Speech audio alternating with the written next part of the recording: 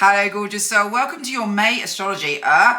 It's all kicking off. It's really intense.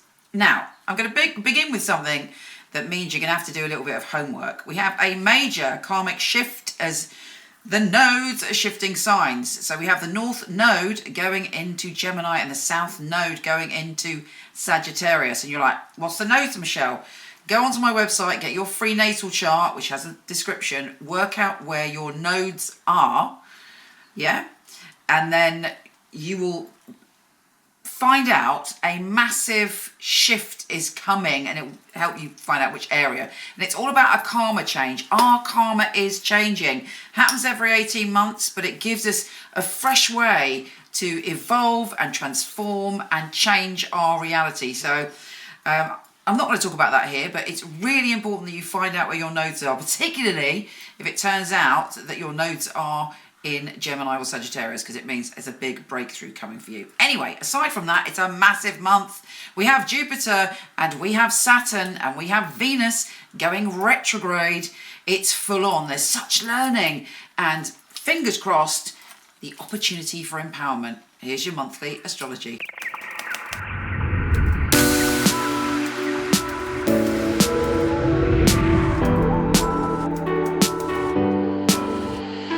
Hi Sagittarius, we kick off this month with a lot of rather spooky and intense spiritual coincidences, secrets being revealed, and you sensing things. It's almost like there's an air of magic and mystery around the full moon. So pay attention to your psychic hunches, listen to your intuition, and watch the magic unravel before you. You're also feeling a deep sense of empathy and open-heartedness around that day. Mercury is trine Pluto and then Mercury is trine Jupiter. There's a massive change of patterns for you. Your work and your day-to-day habits are changing, and through that you could end up making money or inviting abundance into your life. Simple changes, paying attention to the details. There's some brilliant idea that you are having that could lead to a breakthrough in those areas. And it feels final and it feels real and it feels right for you. Mercury is then entering your relationship zone, and you could end up being as popular as avocado at an LA brunch. You really are all of that in a bag of chips as far as other people are concerned, as you have balance and you have harmony and you want to see the beauty in everything, and other people are really responding to you in kind because you're not kind of pushing your agenda. You're like, I want to hear what you got to say. This is what I think. How are we going to find a way through? You're also wanting to see beauty around you, and you're helping other people be calm and feel loved. You've got a beautiful air around you. Saturn is going retrograde in your communication zone, and you are like, okay, maybe are there some conversations I've had in the past that I need to revisit? Are there some kind of ideas from the past that I wasn't responsible with, or didn't do the due diligence, or didn't do the work that I should have done? Is that why they didn't work?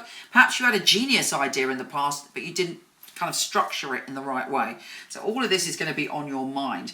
Mars is shifting signs and going into your home and family zone. You are passionate about your home and family. The only sort of fly in the ointment there is if somebody is annoying you in your home or in your family, you're going to be very, very kind of mouthy about it. Be like, rah!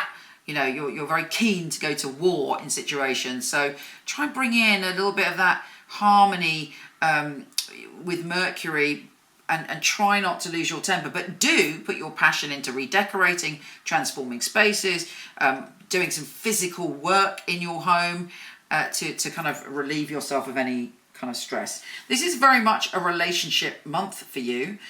Venus is going retrograde in your relationship zone, so you've got 6 months of thinking about the past, about your past partnerships, how good a partner you were in that moment. I mean, good's the wrong word, but what your process was in relationships in the past. Are you different now? Are you different in the way that you relate now? Do you have different way of seeing relationships and dealing with disharmony when it comes up? Because believe me, all relationships have disharmony. It's how we handle it, and as we grow, we learn to handle these things better. So, you know, what has triggered you in the past in relationships to cause problems? It could also be, of course, that an ex-lover gets in touch because it's in your relationship zone and it is going retrograde.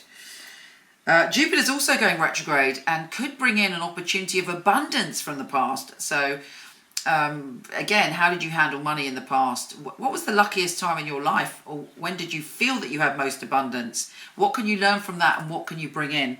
These are things that will be on your minds. And again, the sun is shifting signs and going into your relationship zone. You're much more confident when it comes to your current relationships and partnerships. If you're single, believe it or not, this is a good time to meet a lover. Albeit it's probably online, but you're ready for a relationship, you're ready for an equal relationship, and you're ready to help make all of your intimate relationships and partnerships more equal. And then that energy goes to a massive crescendo as we have the new moon in your relationship zone. If you're in a relationship that's not working, you're likely to let that relationship go because you know what you deserve, you know what you want, and you want that equal relationship. This new moon is not any old new moon because it also has the Sun, Moon, Mercury, Venus, Vesta, and the North Node in that position. And the North Node, which you must go and check where your nodes are, but the North Node is all about where we're going. You know, what is the next step for us?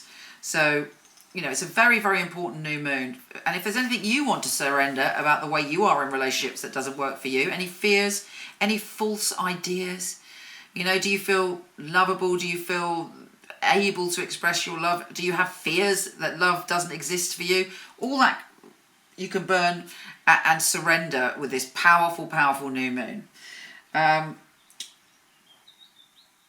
What else is happening? We have Mercury conjunct the North Node again on the 28th. That's another big point of revelation around relationships. But then Mercury is shifting and making you very deep and very intense. And you're going through a phase of wanting to see the depth of every situation. Take care, gorgeous soul, and I'll speak to you soon.